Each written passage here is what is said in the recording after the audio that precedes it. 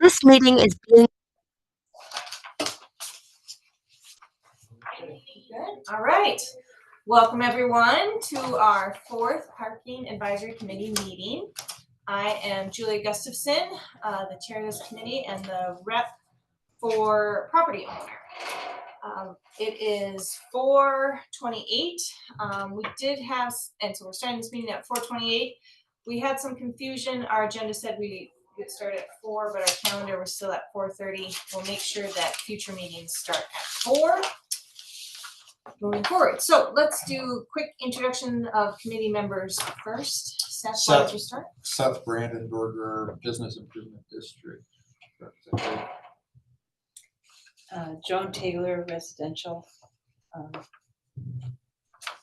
Sandy Shaw, business rep. And let's do staff.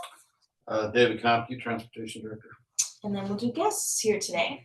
I'm Alicia Ryan. I'm Executive Director of the Helena, the Downtown Business District. Kelly Asham, Helena Area Chamber of Commerce. Camera, just guest, I guess. Public at large. Public.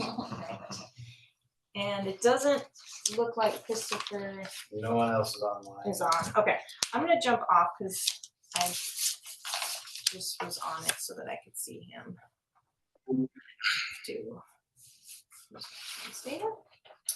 Okay.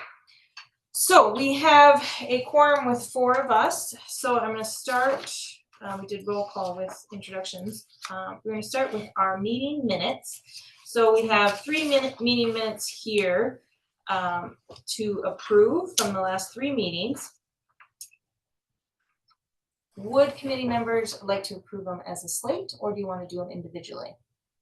I guess they should say, are there any comments on any of the meeting minutes? Comments? No comments? Okay. I Do you think guys as a slate, Okay. Anybody want to move?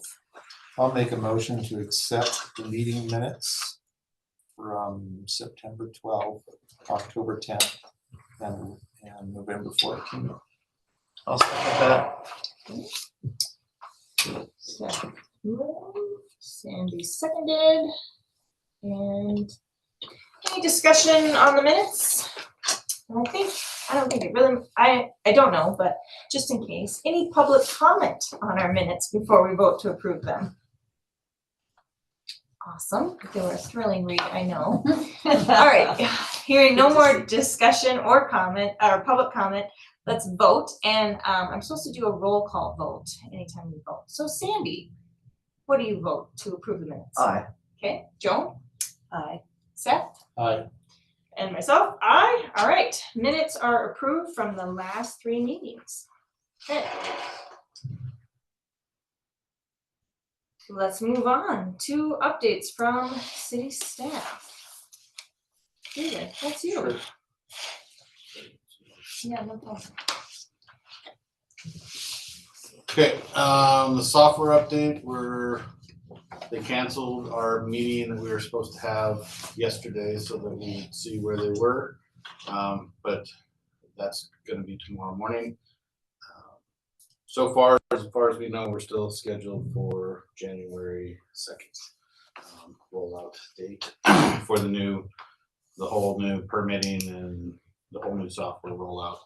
The car with the license plate reader was finished yesterday. Staff, we've got a little training yesterday, but we'll also have an in-depth training next week on the use of that vehicle. So they did take it out and test it out, and they recognized the license plates, but unfortunately we didn't have the weather that we were hoping for to test it out to see if they could see, the back plates with snow. But the same vehicle, similar equipment is being used. I think they said Great Falls, Missoula, Bozeman, and Whitefish, and they haven't had any issues, and they're about, I think she said 95% accuracy with that. Okay. The biggest thing on the accuracy that comes in is trucks or cars that have hitches that miss the hitch ball, and the license plate absorbs the impact. So where those letters are dinged or dented, that's where some of the misreads come in. That and sandwich board signs, they're, close to the curb. It's in that field of view, so it can pick up that if there's some like numbers that are in a sequence. So just little things that we'll tweak as we go along, but nothing that should be a hindrance. Talked with, Wait, can I pause you? yes, So the software update, just to clarify, this is the software so that all permits will be done through license plate, not through the, okay. And so will there be a notification that goes out to all permit holders when it's updated? there was, yes. There's that, and then there's part of our meeting yesterday was supposed to be talking about the kind of the out of the box PSA information that Passport has.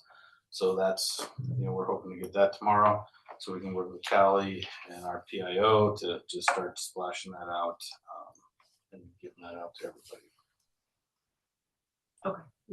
We had prior, is it okay? Well, Okay. yeah, we kind of rolled the two in, so start now with, give us a background on the PSA creation. Remind Talked- everybody what that is. Talked with Callie, Okay. and everybody got busy. So we're gonna finish working on the PSAs in the next couple months to get those out. So the faces that they'll see in the PSAs will be the faces they see down in parking. Basically the people out on the street. Some of the PCOs, we got one retirement, and so there'll be some change over there, but majority of people that they see will be the people that they'll be dealing with. But with the new software, again, it comes with online bill pay, online permit management, online pretty much everything. So the interaction with parking should be fairly minimal unless there's an issue that we have to rectify from the back end. But that doesn't mean that people can't come and pay their bills or their tickets at the window. It's just another option for people to use to manage their parking, whatever they do with parking. Great, so let's pause there. Would you like to add more about the PSA that the chamber's helping with? Yeah, so that kind of came out from some original conversations from this summer, and we were in the midst of trying to change software and some changeovers at the BID. So yeah, we will work with Jake over at the city and come up with some fun things. Passport has some great info that we'll incorporate into that and really focus on the positive aspects of that. I know that we've talked a lot about, we don't want this to be negative or detrimental to any businesses downtown. We want to make sure that we're being really cognizant of that. So we'll keep that in mind as we put these out, and certainly we can get some stuff put together and then show it to this group prior to launch too, if you guys are comfortable with that. Will that be primarily through social media, Kelly? Yeah, socials, and then we have, we'll probably do some video too, so we'll be able to share it on our YouTube channel, and if you guys have it. And we'll use our partners too to push that out with the BID and Visit Helena as well. And we wanted to redo like the how-to videos because we more than likely won't have any smart meters. The kiosks look different now because of all the stickers that we put on them or different faces. It's intuitive to press the green button to go. So just trying to update things so people see what they're using is as similar as possible. Well, isn't one of the big messages, one zone, one price kind of? Yeah, make sure people know that. And then try to get, we'll do some how-to videos, then we can put those into QR codes too, so that if we need to do stickers on the actual kiosks, they can do a how-to video right there, so if there's any confusion. So David, in the past, I know that people with handicap stickers, no matter where they were parked, were not tracked. Will the smart thing pick up all those handicapped people now? So they'll have to pay. They won't be able to park anywhere for as long as they want. We're still working with the attorneys to work out that language. Okay. Because it's a unknown line there of if you have a disabled sticker. So the other part of that was too is currently, We just need to make sure it's in our PSA. if you park in Any a changes? handicap spot and you didn't have a handicap sticker, Well, that's we one. couldn't ticket that. You couldn't? Well, we could, but we had to ticket the person, not the car. So, over the years, it was deemed that it was in the best interest of, Helena PD, not to stand around waiting for the person to return to give them that ticket. Since then, we have, I think, found a alternative route that we'll be bringing forward to the commission in the next probably month or so on how we can better manage those spaces and some of the infractions that have seemed to have gone, unenforced over the years, just due to the fact that they were in, say, the municipal code. So the law enforcement officer had to ticket those versus a PCO. So we worked with some other cities. We worked with our city attorney's office. We're working on some language to clarify that for the public. And then it also addresses some other areas, ADA and some of these safety issues that we've been struggling with. It'll help with those as well.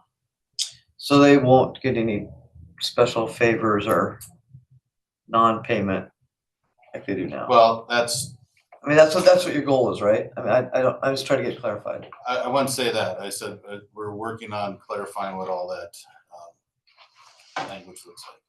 Okay. Other questions for David from the committee on this update section? I'm still not quite clear about the handicap. Right now, you really can't ticket them because you have to ticket the person. So if somebody's parked in a handicapped space, it's not displaying a placard or have license Yeah. plates. We can't ticket them because of an attorney opinion that said we can only ticket the vehicle, we have to ticket the person, not the vehicle. Right. So it's not like a parking ticket where we just go by and say, you don't have parking rights, and we put a ticket on there. So I've That been actually- parking in those all this time and I'm sure, some people have. Have they? And, that's why the issue has come up. Mhm. And so in the future, you'll be able to, you're still waiting for the attorney to if you could ticket the license plate in the future? We'll be ticketing the vehicle in the future, hopefully, when we rewrite this language, so that it'll just be like a parking ticket. So if you're not displaying the correct credentials, you'll get, some form of a citation. But there was a thing where if you had a ticket, a handicap placard or thing, that they never gave you a ticket. They didn't check you, see if you had money. They didn't check to see if you had registered it in. What about those $100? Okay, I'm gonna Oh, Yeah, bring sorry. us back Okay, sorry. to the agenda. So, other questions from committee members about the two agenda items of updates from city staff? So really, Seth, do you have any questions for David of those two agenda items? Software update No, and PSA update. I don't think so. Nope. Okay, I think I'm good. cool. Then to keep us moving on time, and we can come back if we wanna have more discussion on handicap parking spaces. But I wanna keep going, so we, Is there anything else, David, that besides new updated stuff? No, that's about the. so we're gonna go, now we're moving to our regular items. And we're gonna have some follow-up discussion on our residential parking districts, and welcome Chris, by the way. Thanks for joining us. And it looks like we're passing out some maps. I So, can share. who is leading this section on residential parking? Oh, sure. Since we only had so many printed out and I'm the one that has the map, I guess I'll present. design. Oh, I can share. Yeah, well, these two pictures. Look over Oh here. yeah, you guys Are you sure you don't want one? So this map shows garages in the purple, surface lots in the sort of yellow, street parking in the bluish, and then all others in that kind of brownish color. So the all others is your residential parking districts. So, up there at Park and Hauser, you see that residential parking district. There's a couple spotted around. If there are numbers associated with those lines, that's the number of permits that have been active permits sold. So there's a couple residential parking districts that have, only one permit sold that are, Wait, where's the residential? So they look like It's- two it's the- lines on it's either the, side of the This. street, and Okay. they're the dark gray. Yeah, so like these ones. The brownish all- lines and they have a number over them. Oh, If there's a number there, that's active permits. If there's no number, that means there's no active permits. And some of these, I believe, still represent some of the districts that may have been taken off in the past. They just didn't get removed. So we just, the ones to focus on are the ones that have the numbers associated with them. So again, there's a lot of single digit residential parking districts that Can a street be both brown and blue? Like, is this blue or is that brown? Yeah, that's a good point. It's like one side is. I think one side is, I will have to double check. That's what it looks like, is one side is residential, and one side is street. I have the PDFs, but I can't bring them up on here because Oh, this computer will hit me if I open my email. But like up there by Hawthorne School, there's 6 permits sold. Or over here on the 400 block of North Cruise, there's 1 permit sold. So I'm sorry that this map isn't as clear as it should be for you, but I'll have the colors changed so that it looks better, and I'll send it out to everybody, and we'll make sure that the residential districts are here. But this does show, you know, the areas that have participation and those that aren't. It's not a lot. And this is it. There's one district over by Helena High Oh, yeah. on Billings. Oh, sure. And since it was the loaner, we felt to exclude it just because this is the main area. Can I ask just one question on this?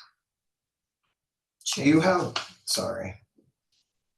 availability in these areas too? I mean, what's available? Is there a certain availability or is this just? Residential parking districts are for those residents adjacent to the district only. How about the parking garages? I'm gonna pause you because we're focused on residential right now. Oh, I got you. Okay, so any other questions about the residential districts on this map or how to read this map? So it's a pretty small population, so it'd be pretty easy to be able to survey them. Right? Yes, yeah. So at our last meeting, we talked about, not we. Let's think about how to word this.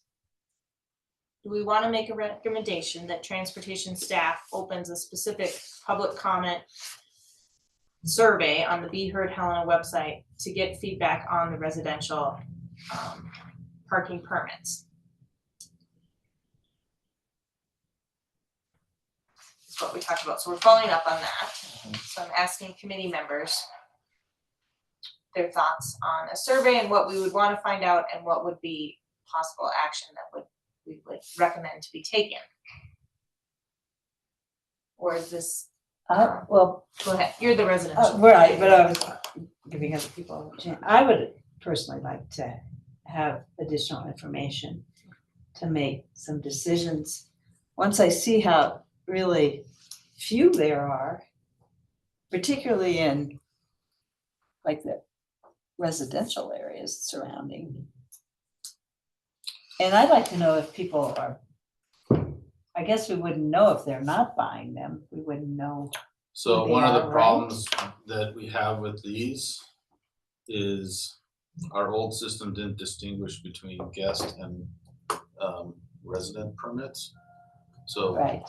that 4 over by you, That is her. That could be all you. that could be all you. It is all me. Thank you for your I have the whole contribution. street. I own it. Another neighbor's But you know, that 7, that's just, you know, up the street from you, that could be just 1 or 2 households, where there's 4 or 5 parcels there. Well, there's an apartment building there that have 2 apartments that have 8. Right. places. So, And our they new park that software- double. Yeah, our new software will be able to distinguish Across from between the- the two. Parking.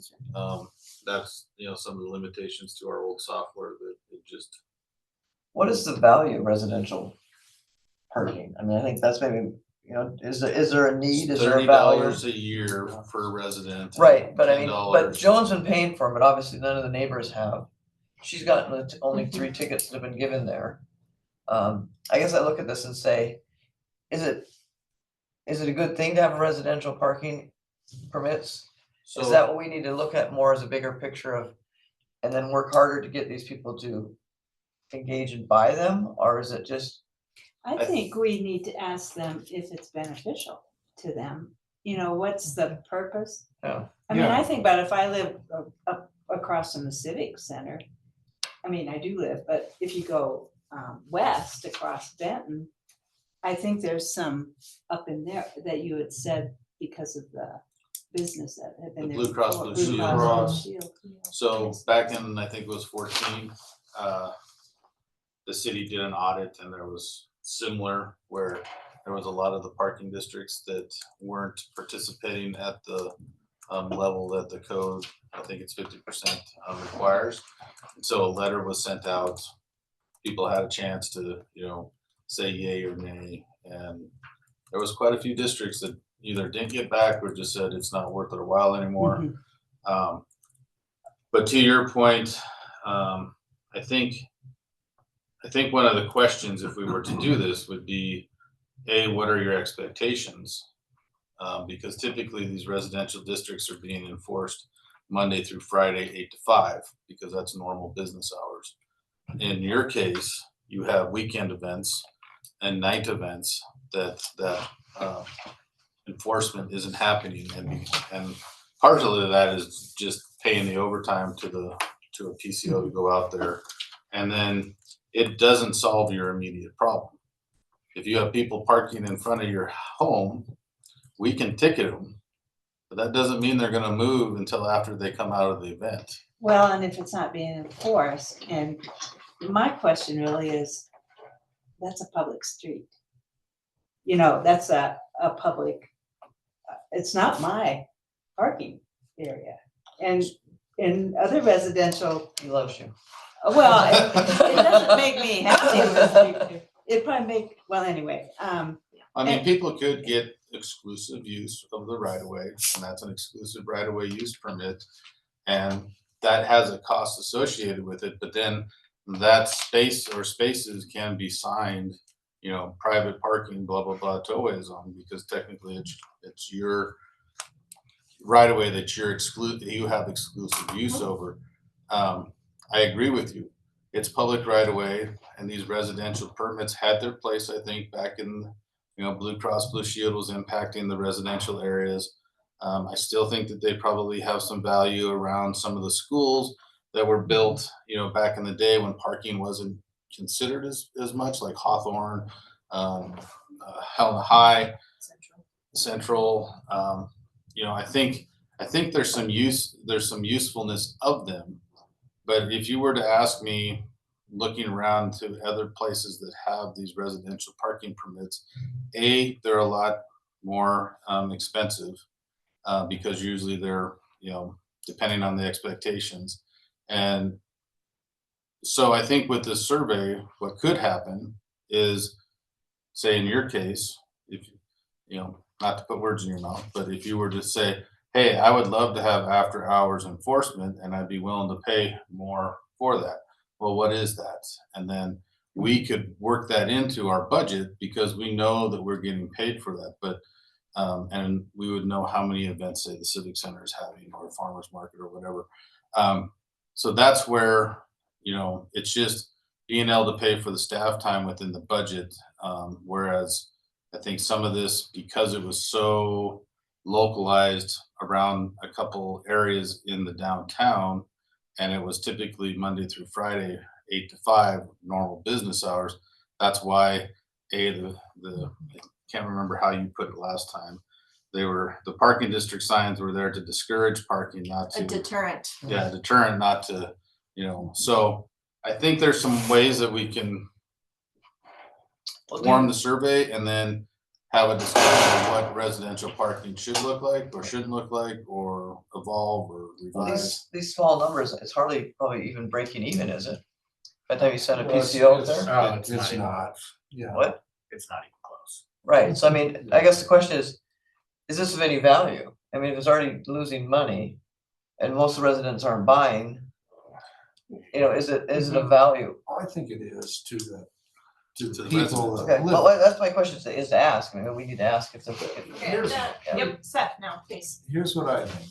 I used to work at that Burlington Insurance Building right back adjacent to Blue Cross for 8 years. And I can tell you, yeah, there was a parking problem. Because when Blue Cross was in that building, those people had nowhere to park. And you'd watch them, they'd be moving their car all the time. They'd be out there moving their cars around.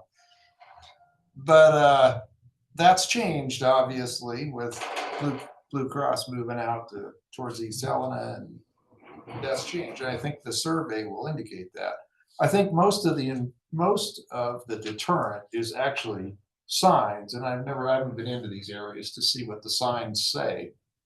But, you know, if I see a sign that says, you know, you need a residential permit, I'm not gonna park there because I'm gonna assume, assuming that I didn't go to this meeting, I'm gonna assume that I'm gonna get a ticket. And, you know, when I was going to the university, if you parked anywhere in those neighborhoods, you were gonna get a ticket. And I think most people respect the signs, most people. So, I mean, maybe they don't, you tell me, but occasionally, you know, the occasional enforcement gets around. Like I Yeah. heard about the enforcement down by the Civic Center after hours from a couple irate people, like, well, what are they doing? They're not supposed to enforce after 5. So, I mean, I think a survey will indicate which of these areas are still of value. And that's a good thing, I think. But I, you know, if I own a house and I can't park in front of my house day in, day out, I'm not gonna be happy. I'd rather pay for a permit. So I'm gonna try to keep us a little bit on time since we started late. I'm hearing that yes, the Parking Advisory Committee would like a survey specifically on residential permits. If I may add my own recommendation, I would like questions that are directed both to permit holders and both to general public, you know, that would park in these areas otherwise. Some of the questions that I heard, David, you even threw this out, you know, would you be willing to pay for additional like after hours enforcement, you know? I think I would leave it to transportation staff to think of what questions would be the most useful. Committee members, do you have any other questions that you'd recommend for the survey right now that you want to put out there? So you're thinking about it on the Be Heard survey, so we need Yes. to really figure out how to reach those people in that area. Yeah, so I'm asking committee members for questions they would like to see on the survey. Well, one question I would like to see is what's the response? I mean, if somebody continuously has people parking in front of their house and they have a permit, I assume they're gonna ask for some enforcement. Can you phrase that as a question that would be written on the survey?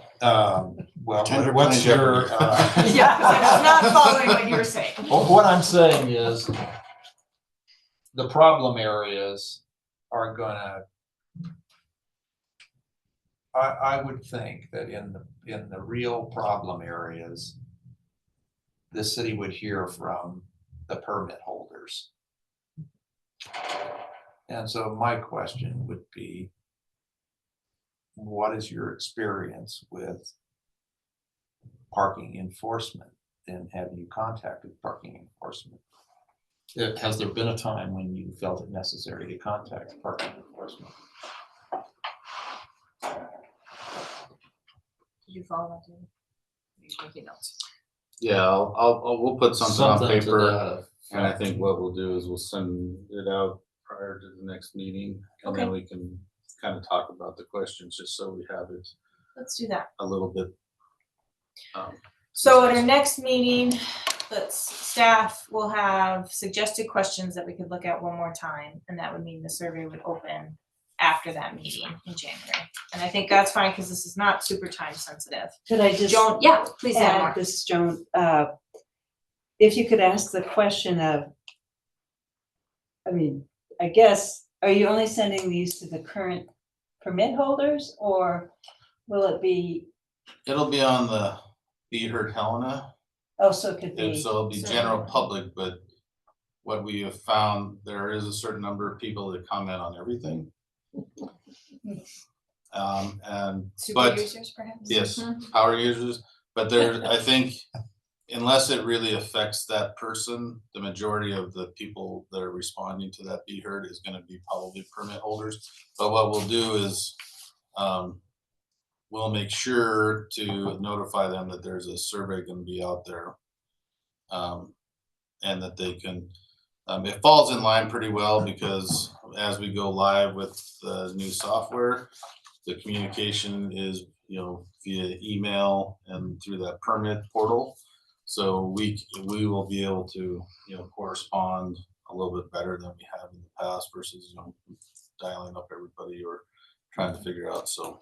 so I guess the question I would have is, you buy it, you currently have a permit, would you pay more for that permit to cover, I think we talked about the Expand the service. enforcement, or just to have your parking places? And how could it, what could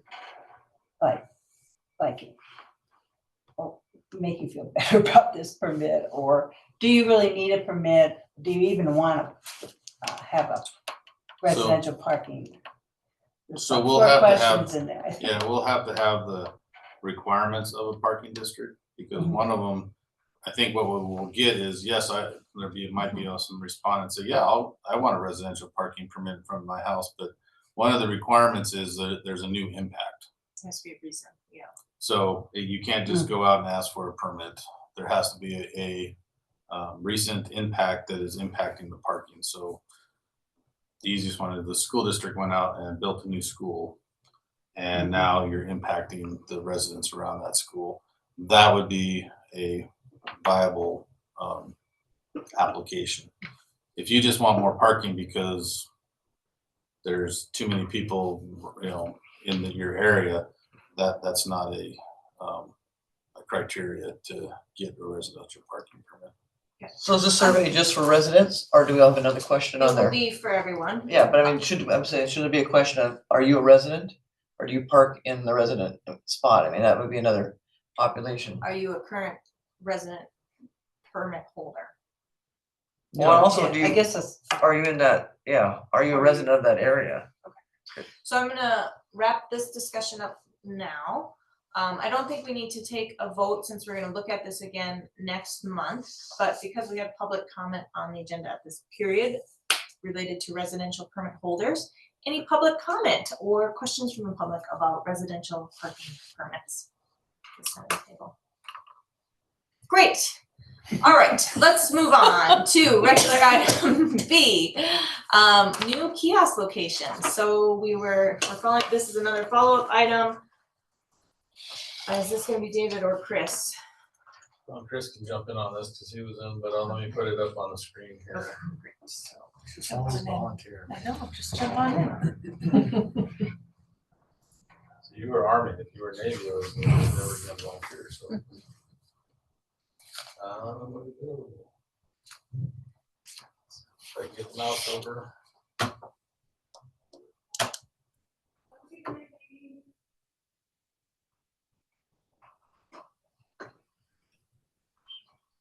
Oh, yeah, new kiosk locations. I knew what we were talking about. Okay, so I think in the last meeting, all right, we talked about, where are the smart meters that we have now, the individual meters that you pay with a coin right at the spot that you're at. We've talked about that our plan was to remove, most, if not all, convert some of them if it made sense. So what you have right now is the map of where all of those individual meters are. And so they're all highlighted in a different color, and the different colors would mean sort of different things. So Can I pause you? These are the like The regular. these are the old Yeah. bubblegum Okay. machine looking coins. ones. Yeah, got it. Yeah. Okay, so 1 dot is 1 meter. So the pink ones are the ones that we would recommend moving to just 2-hour free parking, the 2-hour time limit. They're pretty well on the outskirts of the downtown area, not what we consider to be really the core. And they're not really located next to or near an existing pay to park kiosk that would make it convenient for someone to just go and pay at the kiosk if they didn't want to use the app. The blue stuff are the things that we're kind of holding on the side for the employee discounted parking discussion when we get to that. So that's pretty much everything up along Cruise.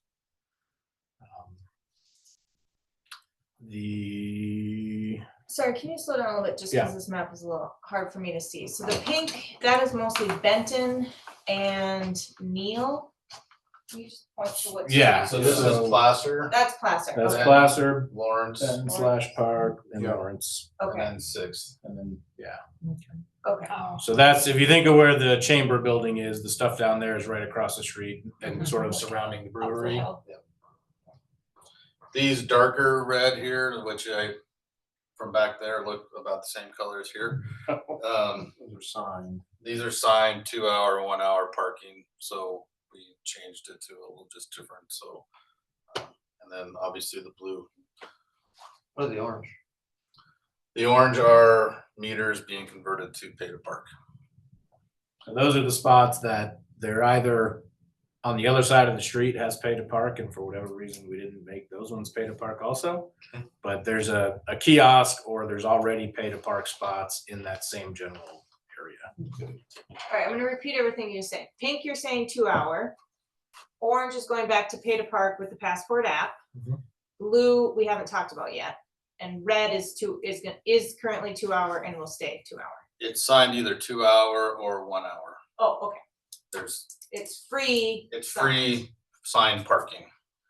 Red. And I'll send this out to the group. I was telling Julia we moved today, so half the day I didn't have internet and the other half I've spent trying to dig through the pile of stuff that I have on my desk. So I'll get this out to everybody. So let's talk about blue. So that means that like in front of St. Peter's Episcopal Church, those bubblegum meters come out? Yeah, that just Yeah. 2-hour Okay. parking. So sorry, what was blue? So blue is the stuff that we've set aside for the discussion on whether we offer employee permitted parking. That was traditionally from the previous conversations with the BID and the chamber of where a potential would be, so that's why we set them aside until we had this discussion. Yeah. Awesome.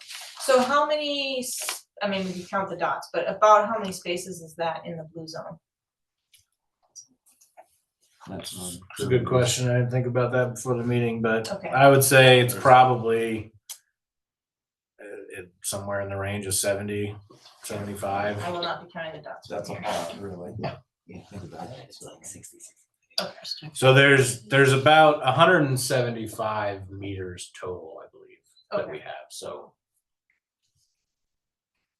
So you would take them out and make them permit parking, is that what you're saying? Or that's what you're. so the asking? blue ones, those are the ones that's what that discussion is for. So Okay. that area, it's a nice stretch. It's kind of, in the middle along the entire downtown area, so that, it provides sort of an easy route no matter where you work downtown to get to work if we put that for employees, so. So right now though, we think employees are probably using that with Peters. No, I don't Are think, they? No? Okay. so you have to feed. No, we don't, yeah, Okay. we don't get a lot of activity in general on those individual Okay. meters. Okay. So, So it's a good option, unused space. Yeah. There was a brief conversation about where we're gonna eliminate the 1 and 2-hour Oh, 80, spots. okay. It sounds like we're not I'm doing not that gonna now. say that that's which 100% one? accurate. There's some conversation about I don't have my. about taking out the 1 hour and the 2-hour freebies just around downtown. That's not on the block anymore, is it? Well, I don't think we ever talked about taking out the 2 hour. Anything that's already 2 hours is gonna stay. My question For was, sure. there was a brief conversation that we would maybe remove all all free parking, 1 hour, 2 hour, and that's not happened, right? Okay. Not all free, no. I think That's fine. what's, Oh, what's still gonna be a topic is whether we get rid of those 15-minute signed spaces, since everything is already 15 minutes. And just extend it and say that it's all paid to park, rather than having a space that's only 15 minutes and that's it. So that one is still sort of, I think, an ongoing discussion. And then, but I don't think that we would be touching any of the current 2 hour parking anywhere, Well, it's 15 minutes without having to go to the kiosk. but you could also do it on the app. I know, but I'm just saying, that's the difference. Okay, I wanna Yeah, kind of solidify who's talking at one point. Okay, so Chris. Yeah. Have you finished your presentation on this map? I believe we have, yeah. So those are our recommendations at the moment as far as what to do with those currently individual metered spots. Okay, and then there are dots that are not colored. What are those dots? So those are the actual kiosk locations. Oh, those are Yeah. the Yeah. passport app ones. Sorry, Yeah. they're different colors. So Okay, they used to, on the old map, they used to have a yellow triangle as the kiosks and a big blue dot for the smart meters. But when we had to do this evolution for the new passport, and previously our GIS folks went out and documented these, so instead of just two categories, it was, there's dots on there that show where the gate arms are. So there's, more categories than just the two showing on that map. now let's have committee member questions about this map. Not ideas, but questions first. Are there any other questions? I understand it. I understand what you've got there. Great, all right, now let's respond. Committee member responses to the map. Okay, well, I think, I'm glad we're talking about employee parking. I do think that it's gonna have to be a little bit more selective in that, if I owned the coffee shop and the brewery, I would want possibly some parking in front that wasn't, taken up all day by employees. So just depending on what the demand is, possibly down on Neal, where the 2 hour parking is, the employee parking could be spread out a little bit, not just on Cruz Avenue.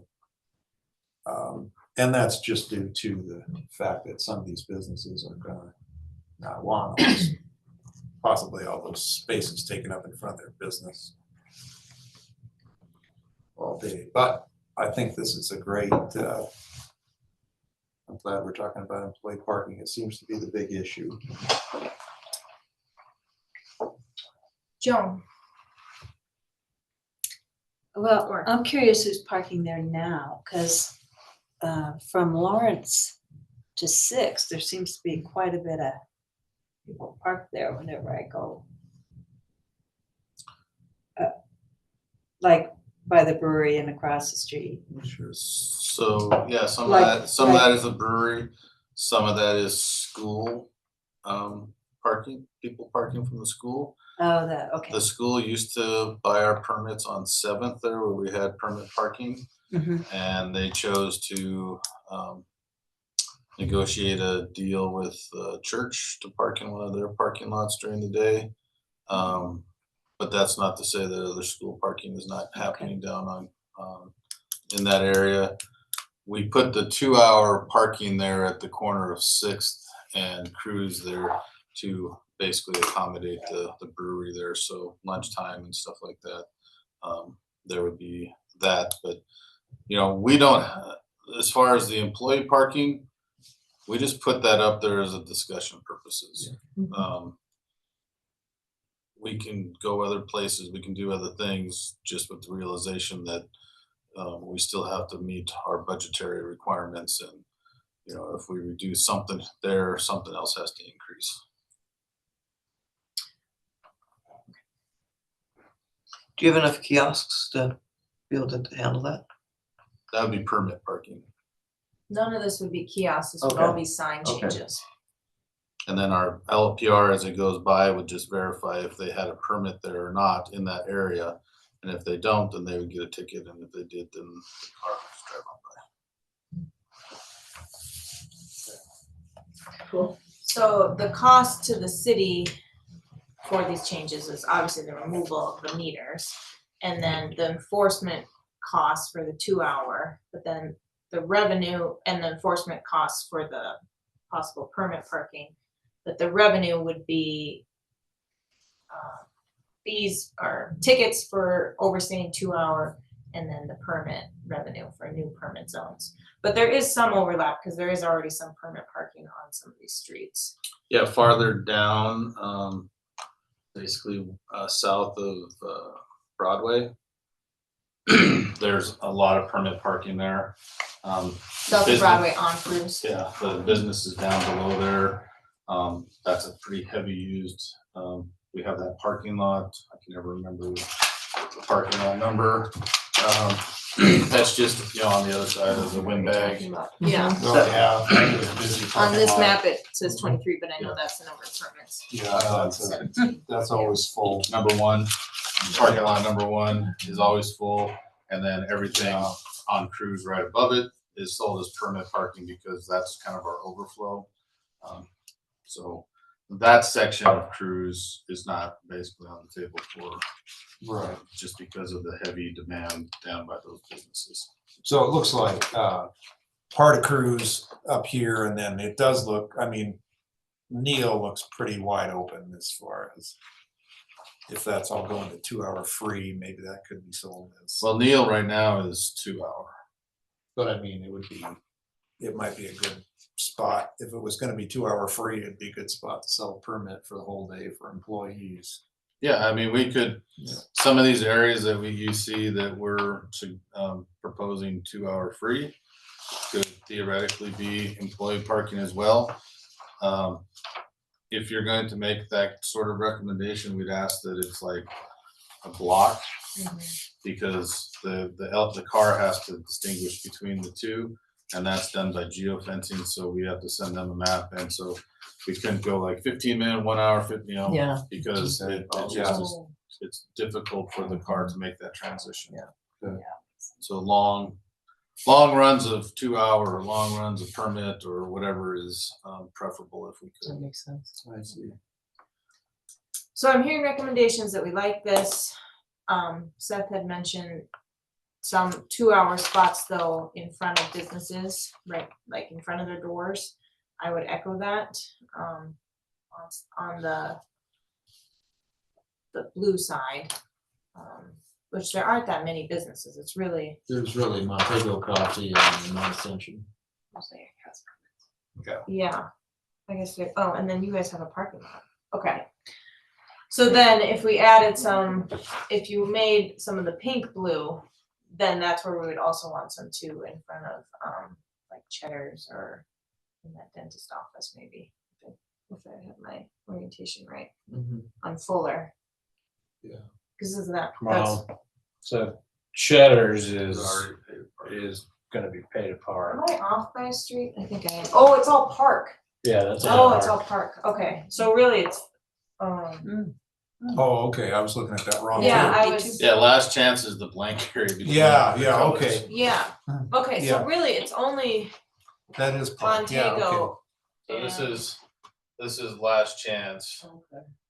and then this is Fuller. Yeah. so- Yeah. Up to and so the- that up to is- Neil, and then this is Cruz, Yeah, Glasser, Lawrence, Sixth, and then Broadway's. so it's a long, All the employee parking is along Cruz. right. There's And not then all the pink to the left side, that's on Park. So, but, yeah, and that's actually quite a ways from, yeah, that's what makes it. So the only businesses that we know, school, Central School here, the Holter borders this, but they also have parking there, and then Ascension What there. about the YWCA, and then if they ever rent that building next? So right now, that's YWCA right now is smart meters, so you have to plug the meter to park. We're proposing just to do that 2 hour free parking. Yeah, so, but then there's some on Lawrence there too, right? That's, Lawrence, this is Grand Street. the Pillar building, that empty parking lot. Yeah. So that's because there's no kiosks if you're parked here and go, up to the city county building. Yeah. We chose to leave that as 2-hour parking. And then these ones on Lawrence between Fuller and Last Chance, for whatever reason, this piece right here got left to smart meters when everything else is pay to park. Doesn't make any sense to me. So that's why it's just an easy transition to pay to park there. So we're really not adding that much. There's 2 spaces here, maybe 3 spaces on this side. I think there's 8 maybe spaces, 6 or 8 spaces there. So it's not a lot that we'd be adding to pay to park. There's more 2-hour free parking being added. And it's all the inside core prime located parking that's getting converted to the pay to park in the areas that already have pay to park. Yeah, okay. So I just want to reiterate my recommendation and then move to public comment. I do think there is value in having one section of those 2-hour paints on park as an employee parking. So there's both employee parking on the east and west side of downtown. And so we could look at what block makes the most sense. But that would be one of my recommendations there. And then my question would be, would this follow the same street permit cost that you've already proposed? Or is it open for discussion that we would have a second rate for certain zones that would be even cheaper? So again, back to our comments, back to the BID and the chamber, and when, the creation of this committee, that was one of the things that got basically kicked down the road until this committee got formed, so that discussion of what those rates would be, even though we already have an AM, midday, and PM, basically 4-hour permit. So I have a comment on County that, audits. and that is generally when you have one of these businesses downtown, your employees are working they don't always have the same shift. They don't, I'm sure some do, but most of them work various shifts during the week. Like they might work 8 to 12 one day, and then the next day they're working till 1 to 5, and so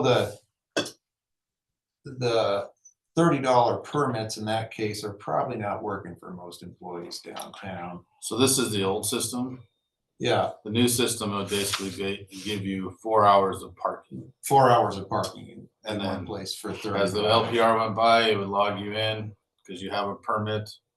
And then if you're still there 4 hours later, 5 hours later, that's when it would. I see. That's an improvement. That would be That's huge. appealing to. So not the AM PM permits. Right. Those are, the AM PM permits are still gonna work the same way, so 8 to 12-ish, 1 to 5-ish is what you get for those permits. But I think what we're talking about is on the employee side, if we made them like a 4-hour employee permit, Right. it would just be a 4-hour block.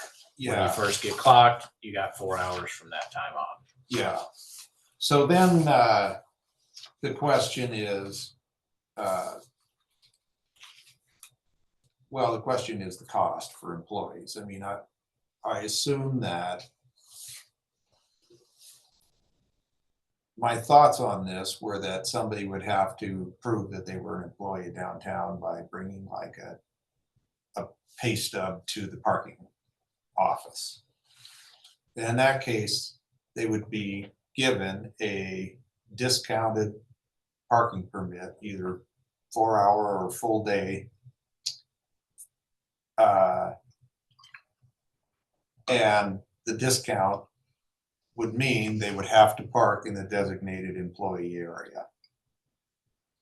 Now, trying to come up with how many employees are downtown and how many would buy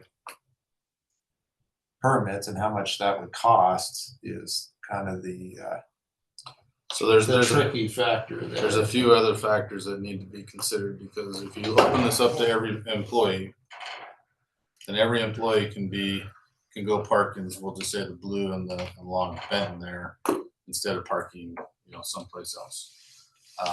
So we need, what your the chambers, BIDs, thoughts are on sideboards. So who qualifies for this employee discount? How long are they? Are month to month? Because from what we heard from a lot of the business owners, they have a high turnover rate. So would you want the other thing is these permits are the way the permits are going to be moving forward, they're managed by the business or the person. So it wouldn't be they wouldn't be them coming down to the city getting a permit. The business would create their account and manage their permits through that. So if they had 10 employees, they could have 10 permits. And how and who pays for those permits, obviously probably the business would have to front the cost and they get the money from their employees or whatever. But the way this permitting system works now is you as a business log in, create your account, you purchase whatever permits you want, whether that's just for you, or multi-lot or whatever, but these employee permits would fall into that category. It's a category that hasn't been created yet, but that would be one that as you went in there and you picked what kind of permit you wanted, there would be employees. And then the business owner or I guess the brand permit holder, whoever that is, manages those so that as their employees buy new cars or employees come and go, they can go in and delete the people on and off of their permits or change the license plate because you left and Joan came on to work. That way that the license plate would be read and they would have parking rights. Okay, I want to pause and clarify when we're talking about employee parking. I think this is shorthand for like hourly employees, retail, and food service. Is that kind of what we're talking about here? Not professional offices, or is it? Because it's kind of like that's the whole parking. That's all the parking downtown. If it's just general employee. So we don't want to tell you all what I know. it should be. But that's what the committee is for, is what do you want it to be for? Let me ask Seth, when you say employee parking, what were you thinking in your mind? Well, I run a restaurant downtown. And I can tell you, A, the employee turnover was very high. B, everybody parked right in the parking lot where customers should be parking. And C, we were constantly fronting them the money for their parking. And they were constantly whining about their tickets were costing more. Okay, so you were in your mind, you're thinking Yeah, service industry, hourly working, irregular hours but is that maybe where this discussion started. that Okay. is a 6 yeah, hours it's or a- less employees or 4 hours or less employees. yeah, Yeah. that is really tricky because if you So I'm gonna if you have all the pause- lawyers and the realtors and everybody else down there, Yeah, all of a and it's- sudden, The Fun, conversation yeah. was based around like part-time employees, not full-time Yeah. employees. Okay, so let's pause and open up to public comment since we have some of these reps here. And maybe you guys, maybe Callie, you can start since you've been part of these discussions before, just for context for the rest of the committee on this idea that's been stewing for a while. Yeah, so that was probably the biggest feedback that we got when we held the open forums back in, I think that was like July, when we did the first one. Employee parking was really the biggest thing. And then on the couple of speaking engagements I did, Hometown Helena in particular, employee parking was probably the biggest concern. And it was really, I think when the BID and the chamber and the city met back, it must have been late August, when we had that meeting to really talk about the changes that were coming and sort of some of the agreements that were made. Employee parking was a consideration, but we knew we couldn't do anything until this committee was formed. So I think all of the stakeholders in those conversations were really forming those opinions around part-time employees and people who were working like a 4 to 6 hour shift. And I think that designation will be important when you're putting this forward, because I mean, for example, we're permit holders at the chamber and all of my employees have permits. But we wouldn't expect to get the discounted rate because they're there for 8 hours a day. And so I think that will have to be something that we're really clear on going forward, especially because there will be certainly pushback from businesses that are paying full price for permits versus folks that are going to be getting discounts. I think it's also important from my standpoint, in one of the conversations we had, that the businesses are who are responsible for managing these permits. Because of turnover, I think that, I mean, there are, you know, it's 2024, there's 1,000 ways you can deduct something out of someone's paycheck. So if the business wants to turn around and pass that cost on to the employee, that's a business decision. But I think that business should be the administrator of those permits. And I think that was one of the big conversations we had, because you don't want just employees coming into the city or getting discounted parking and not, you know, leaving a job and then not obviously paying, that type of thing. So I think I covered everything we talked about in those meetings. But yeah, it was really about, and Cruise was identified as the most easily accessible. I like the idea of having both east and west employee parking. From a business standpoint, you can access downtown easily from both Cruise and Park. They're all walkable. All downtown is. Yeah, agreed. Yeah, you can park at the Chamber Walk anyway. I promise. So what you're saying is we'd have to limit this to like 6 hours in a day. It could not be an 8-hour day. Because that would, Well, I think the if you're a problem- full-time employee, then the expectation is You you should should be pay. buying a parking Yeah. permit. I mean, that's my. no, humble I opinion. see the issue. I mean, you'd have to do that. I just, Well, I think what we're saying is, we've listened to people saying they have short-time employees that need a Yeah. discount. Mhm. So I think we could justify taking the blue and saying, if you're willing to park in the blue, we could give you $20 instead of $30, whatever that is, or 25 instead of 30. So if they went, well, for $5, I'm gonna go park in a lot closer or wherever I can do. But if the business person's smart, they can say, look, come 10 minutes earlier, I bought you parking in the blue zone. And you use it, you got 4 hours, tell me when you're gonna be here, and you can adjust it, whether you have to adjust it weekly, No, or, I mean, I'm talking to Seth on his thing. But so, yeah, the permits though, for you wouldn't have to adjust. It would be, that person would give whatever we decided on, 4 hours of parking or 6 hours of parking. So as the Right. LPR went by, But what I'm saying is, can we discount the blue?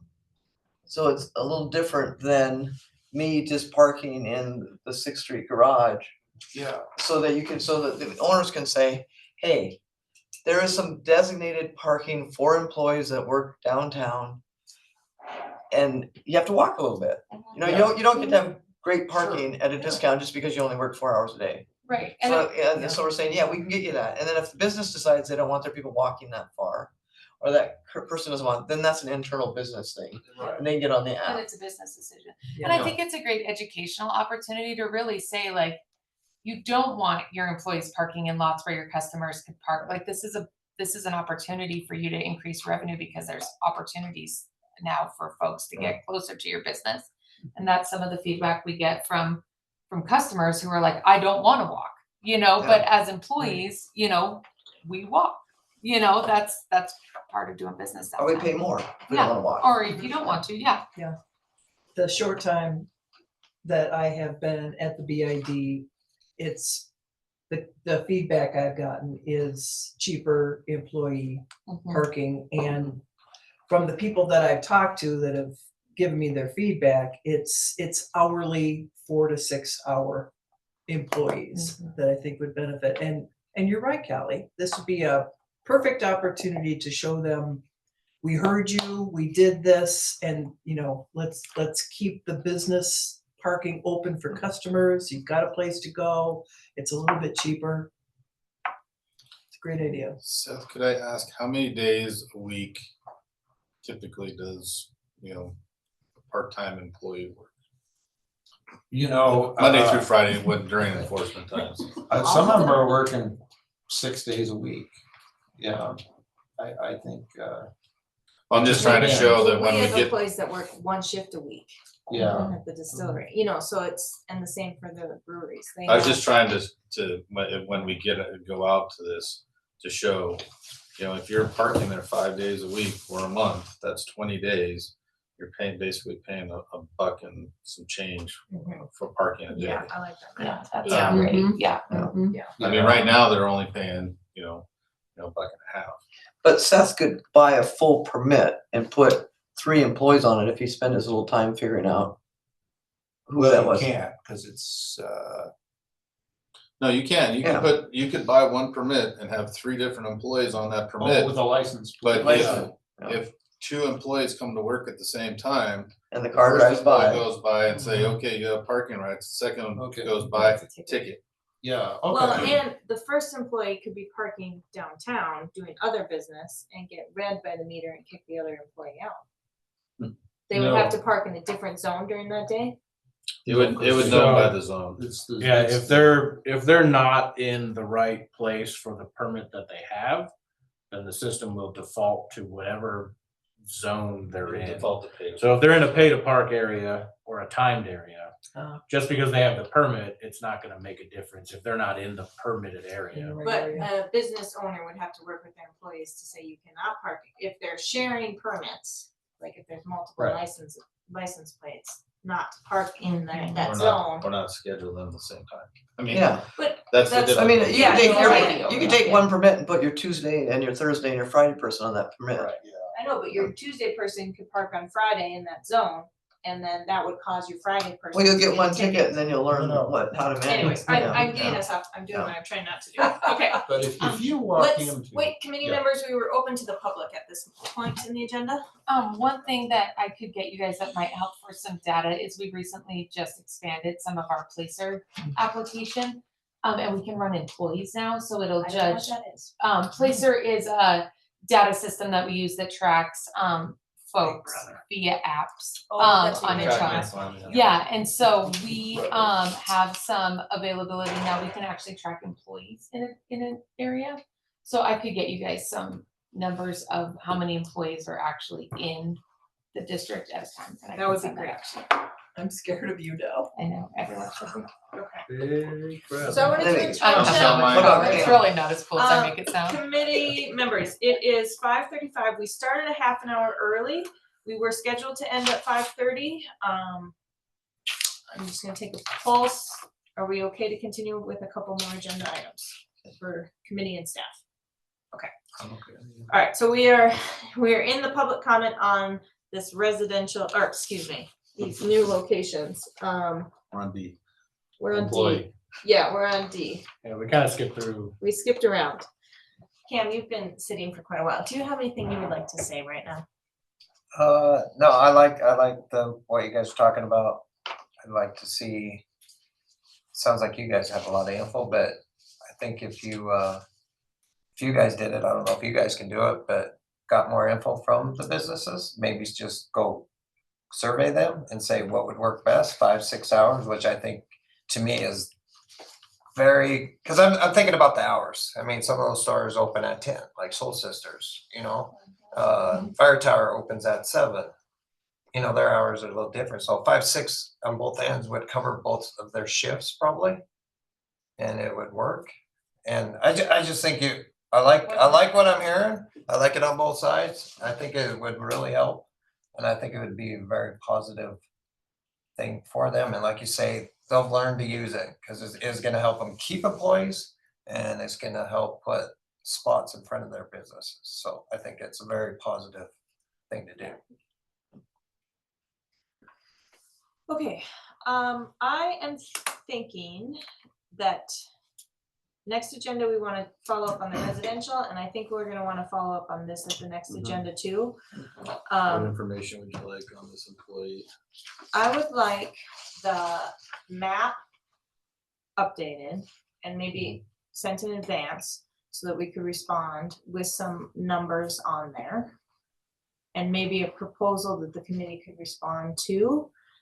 Because one of the options, or one of the things that I'm hearing needs to be clarified is if there's a zone that's cheaper than the current street permits, or are the current street permit $60 a month, or this 4-hour or less idea that could be in those current streets. So I want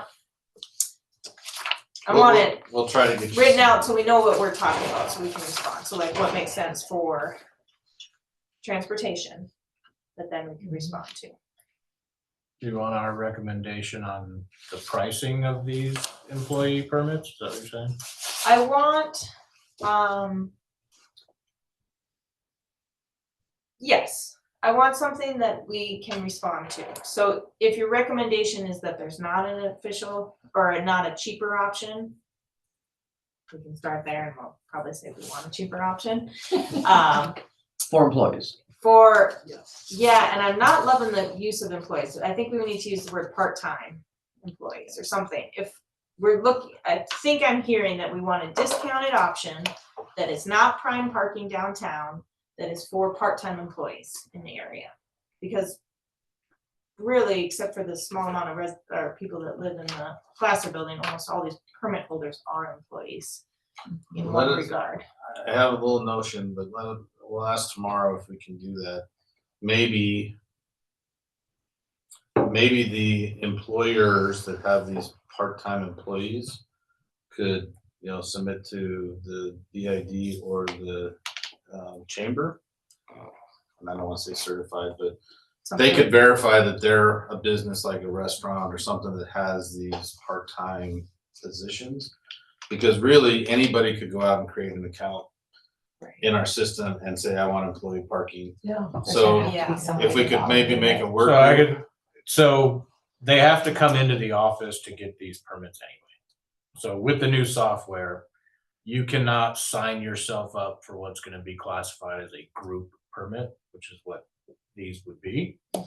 If you want a group permit, you have to do it in the office. So I'm not too worried about anybody just being able to buy them. Well, but on the portal, they have to, the employer has to do all the permitting and manage their. Right, once we set it up. Right. But we have to set up the group stuff So ourselves. business makes a group. So the business would have to come to the parking office in order to get these permits initially. From there, they can manage them on their own. But And what I'm thinking is we might be able to, we probably won't, but we might be able to use the classification on business licenses for the type of businesses. Or the chamber of BID could go through the list of businesses downtown and just make a little note for us on a kind of quarterly basis. I don't, But if yeah, our goal is to manage parking, what does it matter if someone who lives in the Placer buys one in the blue zone and gets a discount and decides to walk and scrape their car? Because they're not part-time employees. That's the But- whole point of this. Yeah, but I mean, the point is to manage parking to get people to park further out so that customers can park further in. So for all we know, that person is sitting in a prime spot in a lot all day long or whatever. I mean, Right, I but just like- wondering, Your example, the Placer, Jackson is permit parking only, the whole garage, because of the high demand for permits. So that's where the residents of the Placer, that's where businesses, they get that choice of the, and the problem is that these permits will only be good for 4 or 5 or 6 hours. So Right. if they were to park their car there all day, they're gonna get a ticket, So I see what you're saying where you well, what try if I'm a to, library user? What if I'm a customer at the library and I wanna? well, the of course, yeah. library lot, you keep bringing, the Yeah. library lot is 1 hour free. No, I'm just saying, I'm just thinking if, I mean, people will figure out a good system. Yeah. And you'll Okay. figure out, I think you got a good spot, they have to come talk to you. Yeah.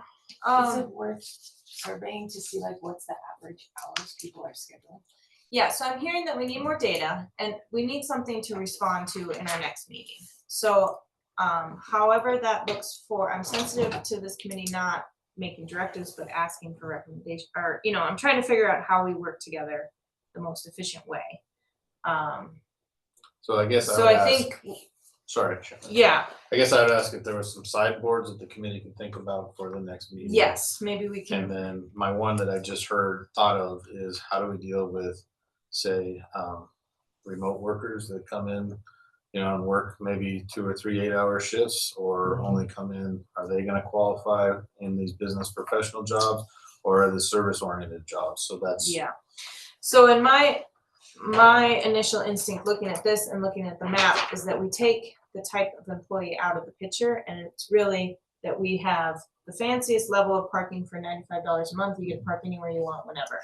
And that there's the cheapest option that is 4 hours or less in certain areas, probably park and cruise for $25 a month for maximum 4 hours at a time. And the type of user is irrelevant, that we just have a very tiered parking system. Well, actually, the most expensive is to pay by hour wherever you want downtown. So that's number one. And then the very cheapest option to park downtown is to park in these 2 specific zones for 4 hours or less for whatever price we want it to be. And then we don't have to worry about the user. So that would be my recommendation. And that when you look at the parking, and then for BID and Chamber, they can say, great, you need affordable employee parking. It's these 2 zones for $25 a month.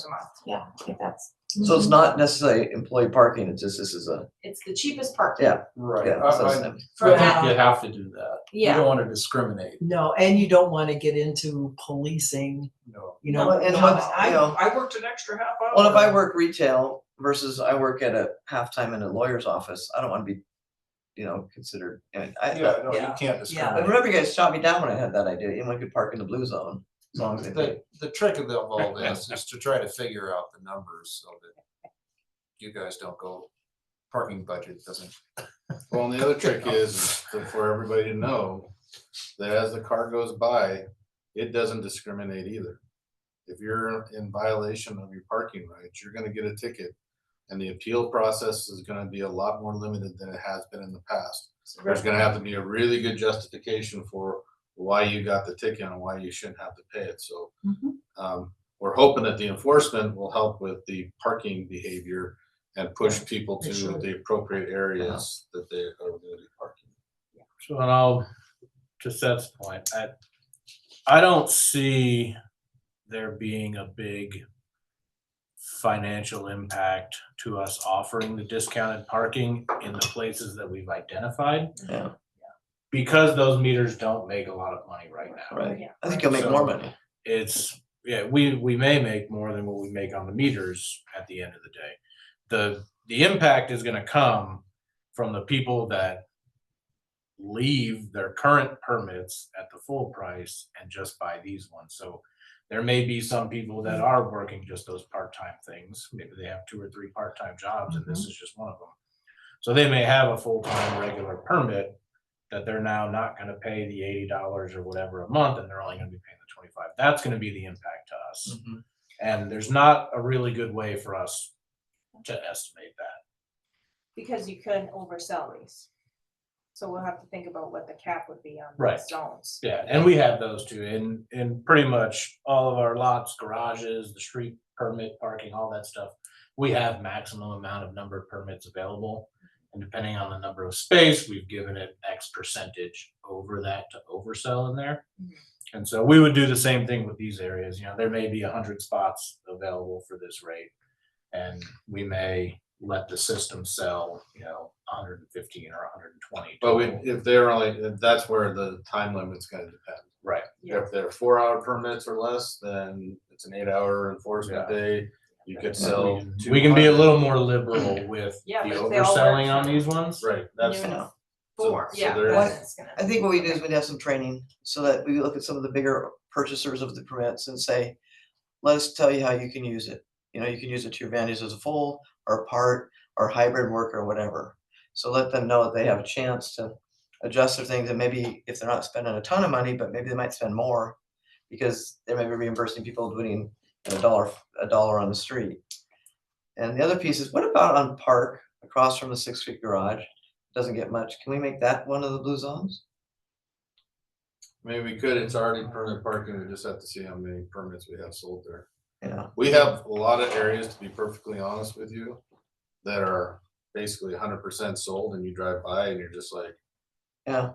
Or is Well, everybody? well, you also wonder, like, if you offer that, does that take the pressure off the residential area?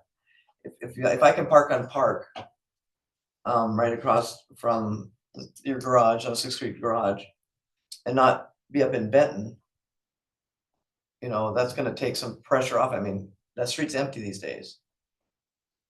Between Broadway and I 6th. don't Park, disagree. yeah. you know, But I mean, but maybe we could find some locations like that that has, this is a little further away parking, but you will, you can have the 4-hour discount permit.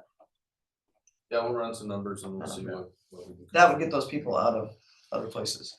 Chris, well, I guess both of you, can you have 2 types of permits in the same zone? Can the machine read that? So it's like zone A and you can either have a 4-hour Kind of, permit or 8-hour because we permit. have the multi-lots. So the multi-lot Oh. kind of is our Mm. more than one permit in the same area. But not, We'd have to I designate don't two think different so. permits. We can ask tomorrow. Alright, well, that would be something to figure out before next month, that if these zones we're talking about can have both 4-hour and 8-hour permits in them. Right. Is my I- process. we should be able to, it's just a matter of us giving them, it's just another layer on the map, basically. Yeah. It says this, this rectangle of this area on the map can support this type of permit or this type of permit, or, so it should be possible, but yeah, we'll check. Alright, I am going to wrap that agenda item D up, say we're done.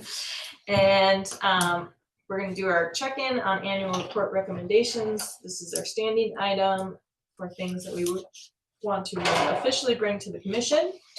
The items that we have talked about in the past were about how information is shared relating to parking changes, some concerns about that.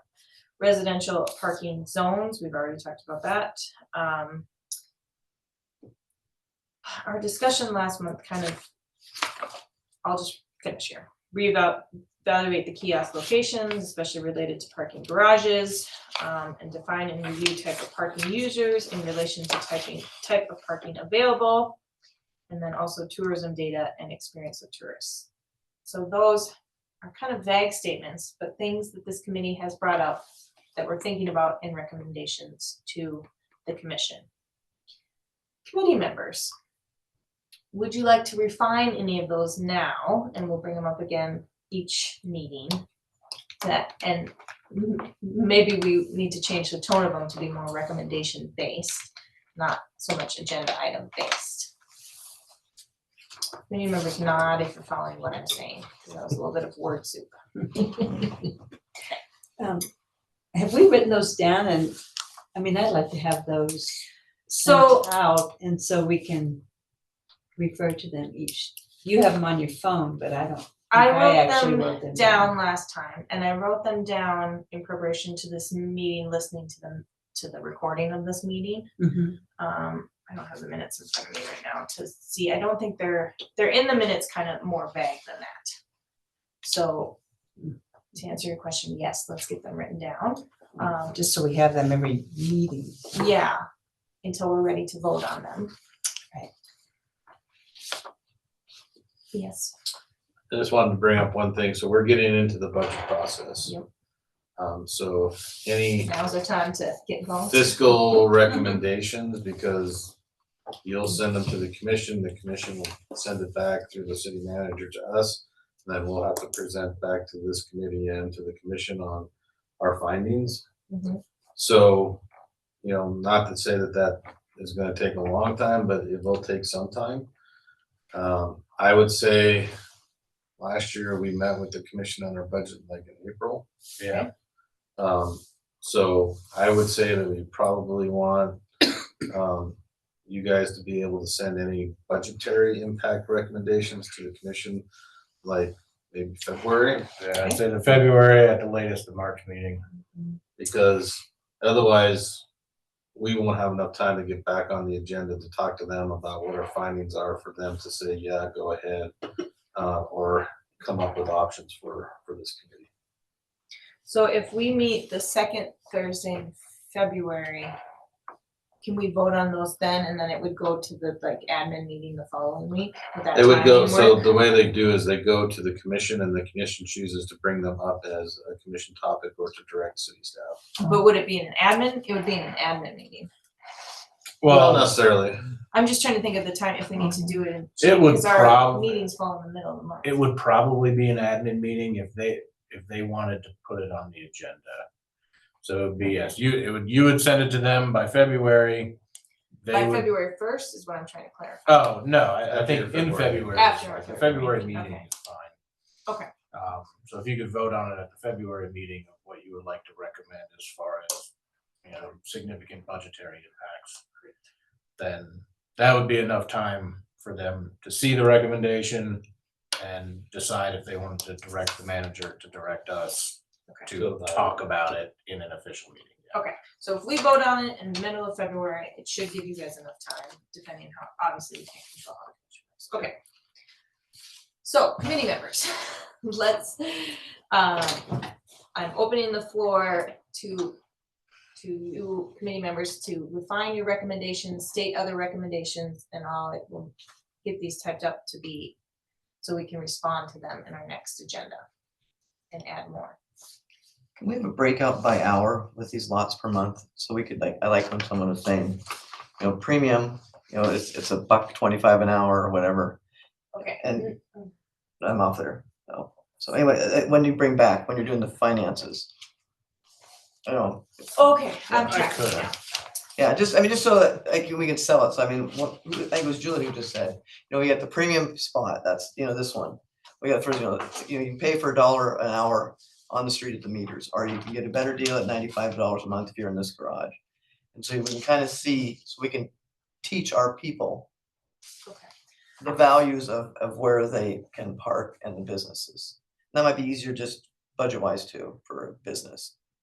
Okay, so that's a great idea, Sandy. I'm just processing how to word that, because that's a little bit just like, Well, they were gonna update, they're gonna Communications update and this. so in this annual report recommendations are things more Oh, sorry, like, yeah. we think Sorry, the I city should jumped. get rid of residential parking Yeah. permits. Yeah. Or we Oh, think yeah. there should be more 2-hour spots, or we think, I forgot what the Yeah, annual at report. this point, Yeah. we just support a survey Yeah. to determine whether or not all these residential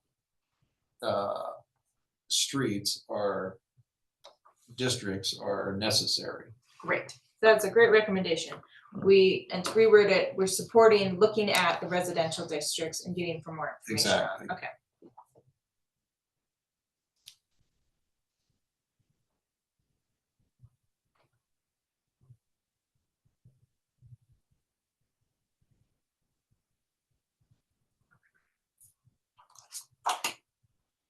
At this point, as of today, we also support the establishment of an employee reduced rate parking areas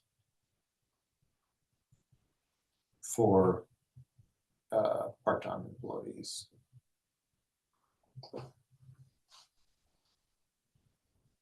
Less than 8 hours per day.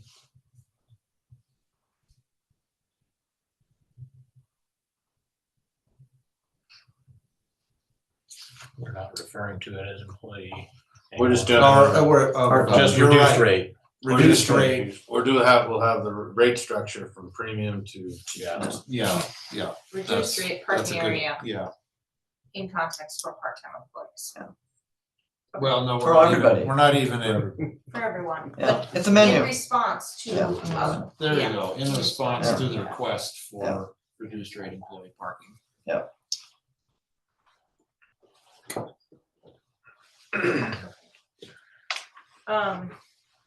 my recommendation is about a need for improved communications and information availability about parking downtown.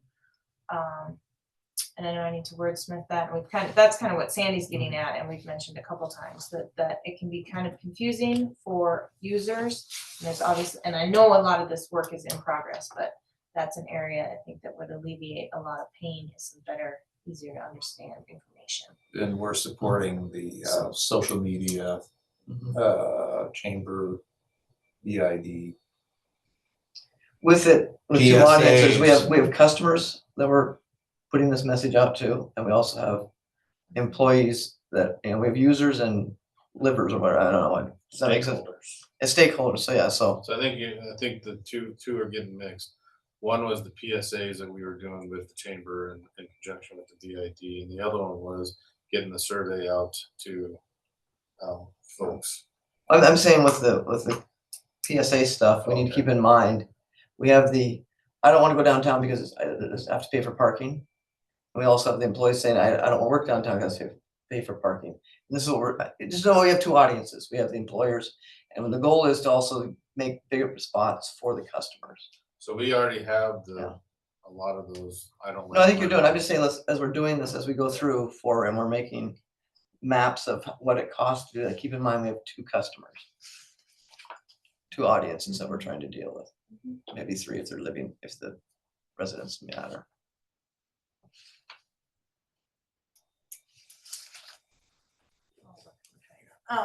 Joan, anything to add? No. Okay. Okay, thank you for that. Let's, now we're moving to next agenda. We have on our agenda, we had proposed, talking about enforcement fees in January and tourism in February. I'd like to move those back both a month, since we have 2 big follow-up items in January. So let's add enforcement fees and rates move that to February. And then tourism So- specifically in March. Just to, Yeah, as far as fees go, that'll have to be, not have to be, but that should be part of the recommendation of budgetary impacts. oh, if we wanna So make a you for sure, if you recommendation can on- move them to February, but you for sure want to make a decision on what to say about them in Okay. February. Well, then let's keep, you're right, good point. Let's have that as a new agenda item, a presentation from staff on how enforcement fees and rates work right now in January. It'll be pretty simple. I don't think that's a huge discussion. Well, and how much it affects your budget too? How much of those fees are your budget? Yeah, but we wanna have a Definitely all of them. presentation and respond to it and ask questions. when you Yeah, we understand it. So can- yeah, let's make that. I think we could cover the whole thing. We could give you the presentation on what are the fees, how do they work, and we could also give you our proposed rate changes. Oh, you have proposed rate changes. We could by the next meeting, sure. Just for. I'm real good at stuff, man. We throw numbers out. Okay. No, I think, like I said, I think we're trying to simplify the enforcement side of this. So I don't want to demean the conversation, but I don't think it's gonna take up as much time to say the employee, the whole rate structure discussion. Will this be in writing, you'll make a written recommendation on the fee structures and all that? So I think what our plan, we can kind of combine this with the proposal that you asked for already. We can give you, here's the current rate structure, right, from most expensive to least expensive. Right. And then we could, right next to it, have, here's what we propose for our upcoming budget to change rates to. So then I can look at it and decide if it's cheaper to get a ticket than to pay for a permit. That's the other. Sure could. Yeah, I mean, But will we get that on paper before the next meeting, so we can look at it before we come? Yes. I'll make sure that it's done in time to post it with the agenda.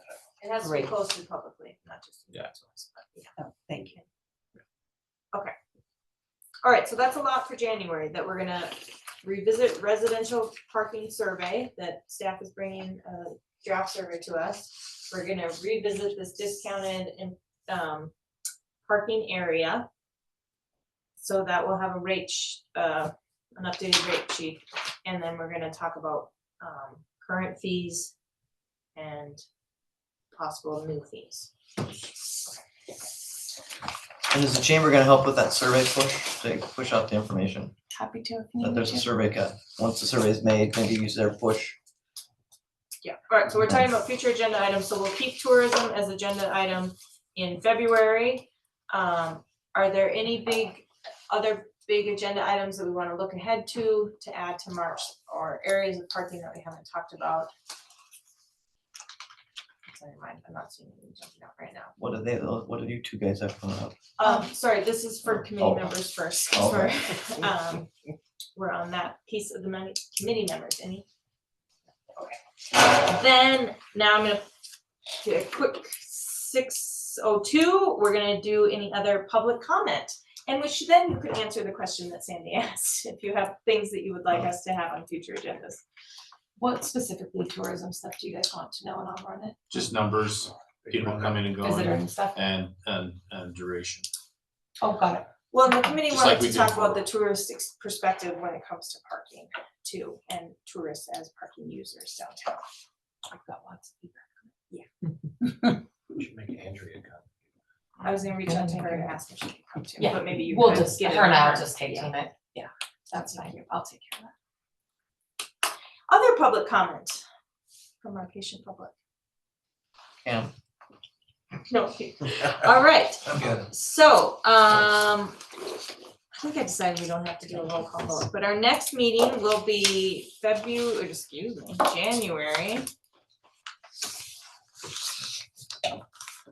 January 9th at 4 p.m. David, will you make sure to update your calendar invite? Yep, I got it on my first note. Remind me Okay. when we go on. All right, And I'll be gone. and Joan will be gone. Chris Okay. needs to Please read. excuse me. Actually, I think we just need 3 for a quorum, so Chris is gone. But, all right, any committee member want to move to adjourn? I'll make a motion to adjourn. All right, Seth moves. Any second? I'll second. Joan seconded. Vote to adjourn. Sandy, I'm I. Joan, Aye. Seth. Aye. Oh, I agree. Meeting adjourned Thank you, everybody. at for 6:03. coming together.